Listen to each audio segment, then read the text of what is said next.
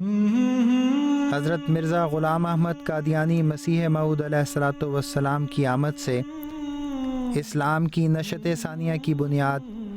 عین الہی وعدوں کے مطابق رکھی گئی۔ یوں اسلام الہی بشارتوں کے ماتحت اپنی اصل پہچان امن، آشتی اور محبت کے پیغام کے ساتھ ایک دفعہ پھر دنیا کے کونے کونے کی طرف رواں دواں ہوا۔ اسلام کی اس خوشبو سے مہکنے والی سرزمین اندلس جو آج کل اسپین کے نام سے جانی پہچانی جاتی ہے، یہ سرزمین اپنے تابداک ماضی کے ساتھ ایک دفعہ پھر اس وقت اس خوشبو سے مہکی جب مسیح محمدی کا ایک غلام دنیاوی خوشبوؤں کے ساتھ حقیقی خوشبو اسلام کے پیغام کو لے کر اسپین کی نہ صرف اسلام مخالف بلکہ مذہب مخالف سرزمین پر وارد ہوا۔ حضرت مصلح موعود رضی اللہ عنہ نے ایک بار اسپین کے ایک بہادر جرنیل کی شہادت کا ذکر کرتے ہوئے اسے مخاطب کر کے فرمایا، اے شہید وفا، تم اکیلے نہیں ہو، محمد صلی اللہ علیہ وسلم کے دین کے سچے خادم منتظر ہیں۔ جب خدا تعالیٰ کی طرف سے آواز آئے گی، وہ پروانوں کی طرح اس ملک میں داخل ہوں گے اور اللہ تعالیٰ کے نور کو وہاں پھیلائیں گے۔ حضرت مصلح موعود رضی اللہ عنہ نے ارض اندلس پر اثر نو اسلام کا جھنڈا لہرانے کے لیے 1 فروری 1936 کو محترم ملک محمد شریف صاحب گجراتی کو قادیان سے اسپین روانہ فرما کر جس مشن کا آغاز فرمایا تھا، وہ خلفائے احمدیت کی بابرکت دعاؤں، محترم مولانا کرم الہی ظفر صاحب جیسے وفا شعار اور فدائی واقفین زندگی کی بے لوث قربانیوں سے مسلسل آگے بڑھ رہا ہے۔ میری مراد برادر مکرم کرم الہی صاحب ظفر اور ان کے خاندان کی قربانی سے ہے۔ لمبا عرصہ اس خاندان نے اسپین میں دن رات احمدیت کی خدمت کے لیے سر توڑ کوشش کی۔ ایسے وقتوں میں جب کہ اس جہاں کی حکومت اتنی تنگ دل اور سخت تھی کہ دوسرے عیسائی فرقوں کو بھی اجازت نہیں تھی کہ وہ یہاں تبلیغ کرتے۔ اس زمانے میں جب کہ کوئی ذریعہ نہیں تھا جماعت کے پاس ان کی مدد کا، مالی حالات کی تنگی بھی تھی اور قوانین کی روک بھی رستے میں حائل تھی، اور ممکن نہیں تھا کہ ان کو سلسلہ کسی قسم کی مدد دے سکتا۔ انہوں نے ایک خاص جذبہ قربانی میں اپنے آپ کو پیش کیا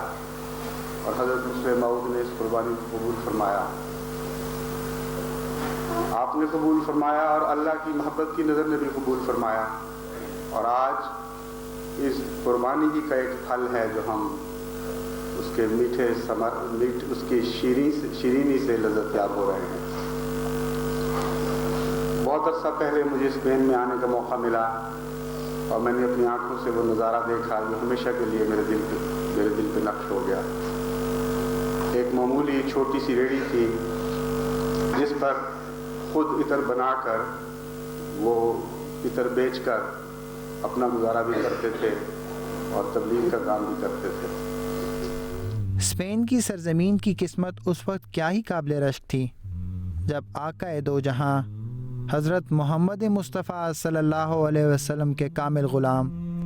حضرت مرزا غلام احمد قادیانی علیہ الصلوۃ والسلام کے خلیفہ ثالث حضرت حافظ مرزا ناصر احمد صاحب کا ورود مسعود اس سرزمین پر ہوا۔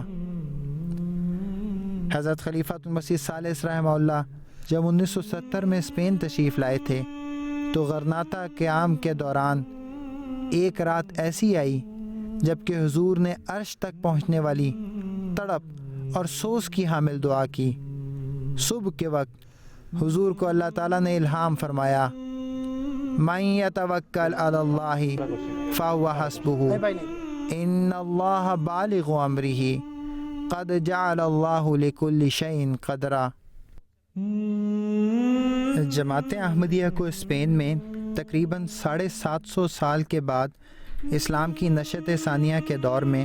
خلافت ثالثہ کے عہد باسعادت میں پیدرآباد کے مقام پر مسجد بنانے کی توفیق ملی،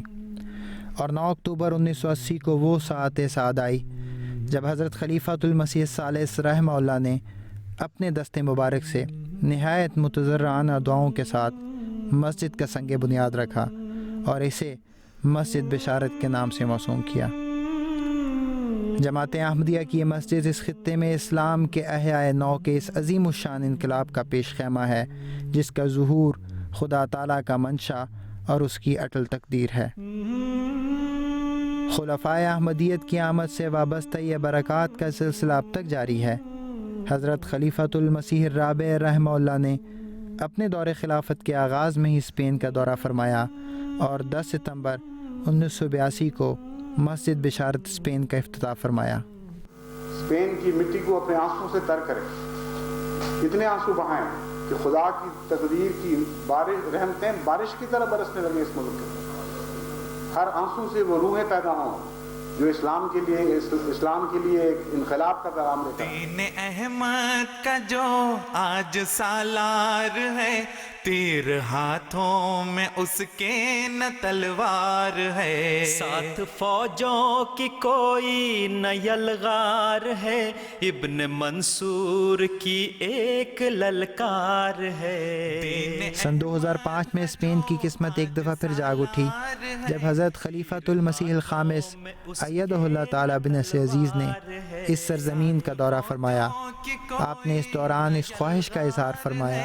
اور یقیناً اس جماعت نے دنیا پر غالب آنا ہے انشاءاللہ تعالی، لیکن لوہے کی تلوار چلا کر نہیں، بندوقوں اور توپ کے گولے چلا کر نہیں، بلکہ پیار اور محبت کے تیر چلا کر، اپنے اندر پاک تبدیلیاں پیدا کر کے، اپنی باتوں کے معیار بلند کر کے، اپنی راتوں کو اس کے حضور جھکتے ہوئے، گڑ گڑاتے ہوئے، دعائیں کرتے ہوئے گزار کر۔ حضور انور ایدہ اللہ تعالیٰ بنصر عزیز کی آواز پر خلافت احمدیہ کے جانثاروں نے لبیک کہا اور یوں والنسیا کے مقام پر 11 اپریل سن 2010 کو حضور انور ایدہ اللہ تعالیٰ بنصر عزیز نے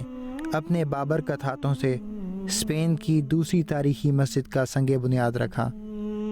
اور آج وہ مبارک دن آ گیا ہے کہ جب اس خانہ خدا کی تعمیر مکمل ہو چکی ہے اور ہمارے پیارے امام ایدہ اللہ تعالیٰ بنصر العزیز